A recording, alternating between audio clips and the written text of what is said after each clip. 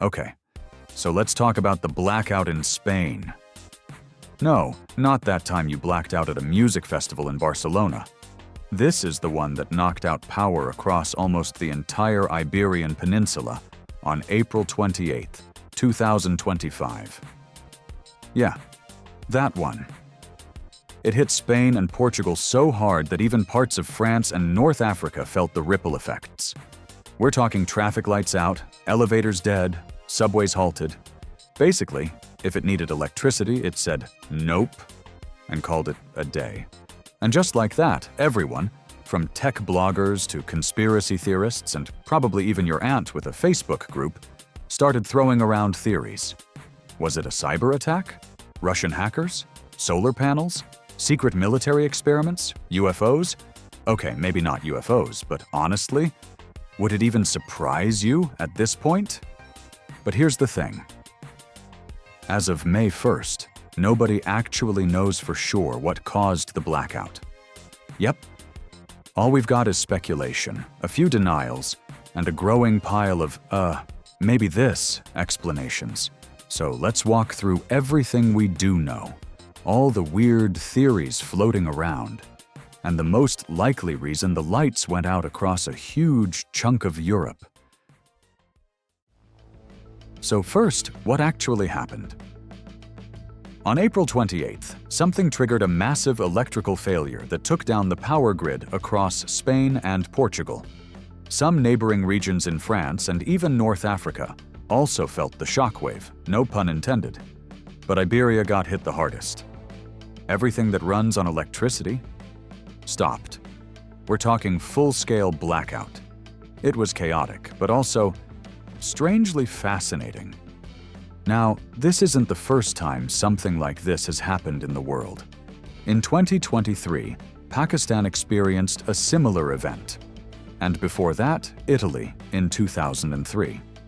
But this is a big deal because it's one of the first major blackouts in Western Europe in the modern, hyper-connected energy era. So naturally, everyone wanted answers. And the internet did what the internet does: speculate wildly. Let's start with the juiciest theory: cyberattack. Because of course, that's where people's minds go these days. Did some shadowy group hack into the European power grid and flip the off switch? Seems plausible, right? Well, not really. According to Spain's own cybersecurity agency, there's no sign of a cyber attack. None. Zip. Zilch. All the digital locks were in place, and nobody was messing with the system from the outside. So unless it was the stealthiest hacker of all time, we can probably put that theory to rest. Next up on the list, fire. There was a rumor that a big fire in southern France might have cooked some critical infrastructure. Logical. Fires and power lines don't mix, but guess what?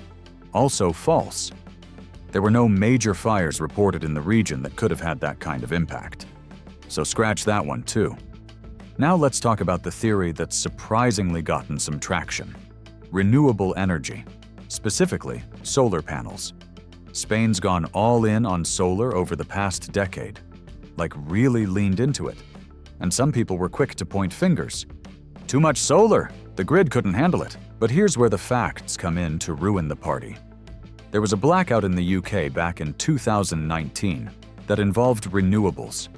A wind farm failed, a gas power station also had issues, and the frequency of the grid dipped from 50 Hz to 48.8 Hz. That drop triggered an emergency shutdown. But here's the kicker. The root cause wasn't the renewables themselves. It was a lightning strike that hit a transmission line.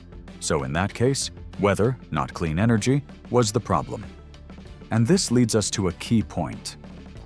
Weather is the #1 cause of power outages worldwide. In the US, for example, over 83% of blackouts over a 21-year period were caused by weather. And there were 1,500 of them. That's not a small number. So maybe weather had something to do with Spain's blackout too? Maybe. But it's not just the weather. It's also about how ridiculously complex modern power grids have become. Seriously, You've got to see the map of Europe's electrical transmission system. It looks like someone spilled spaghetti across the continent. Everything's interconnected. So if one small area has a hiccup, it can snowball and knock out multiple countries. That's not science fiction. It's already happened. In 2006, a single misstep in Germany created a domino effect that ended up affecting Portugal and even parts of Morocco. And that wasn't even a huge glitch, just a timing issue with a shutdown. Imagine how sensitive the system is now, almost 20 years later, with even more complexity and demand. So what might have happened in Spain? Well, here's where things get weird. Some early reports mentioned a bizarre-sounding term: induced atmospheric vibrations. Sounds like something out of Men in Black, right? Like, what even is that? Vibrations in the air shut down an entire grid? Come on. Except, it might actually be a real thing. Let me break it down. When wind passes over power lines, it can cause them to vibrate. That's not new. We've known about it for decades. These vibrations are usually either slow and strong, called galloping, or fast and tiny, called aeolian vibrations. Engineers do account for this when building transmission towers. But here's the catch. If the atmospheric conditions change suddenly, those vibrations can shift in ways that the grid just isn't ready for. And when that happens on a huge scale, it can cause something called a phase shift. Basically, the frequency of the grid gets thrown out of whack. In Europe, the standard frequency is 50 Hz. If that drifts even a little, boom, systems start shutting down to protect themselves. Now here's where it gets interesting. Spain was experiencing a massive heat wave right before the blackout. Sudden spikes in temperature can create pressure differences in the atmosphere, which in turn produce wave-like oscillations.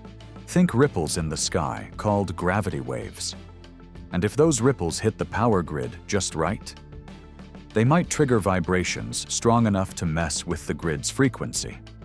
In other words, the most likely culprit right now is extreme weather caused rare atmospheric vibrations, which then messed with the grid and caused a cascading failure. It's like nature decided to play DJ and scratched the record just enough to stop the music. And remember, this is all still developing. We don't have definitive proof yet. But compared to cyber attacks or solar panels, the weather plus grid complexity theory makes the most sense so far. So what now? Could it happen again? Honestly? Yeah. Absolutely. This wasn't just a one-off fluke. The more we rely on massive centralized power systems, the more vulnerable we are to these kinds of cascading failures. And with climate change turning up the heat, literally, we can expect more sudden weather shifts and potentially more grid stress. That's why some experts are pushing for microgrids, smaller community-based power systems that can run independently if the main grid goes down. Think of them like lifeboats.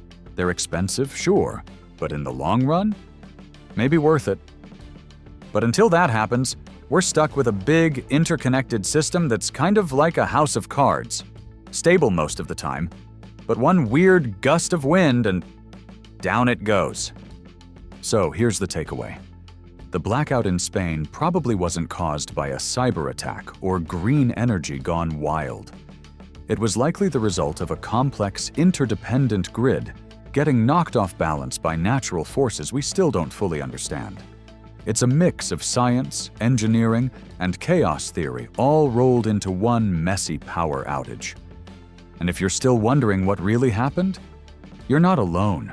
We might be weeks or months away from a full explanation. Maybe we'll never get one.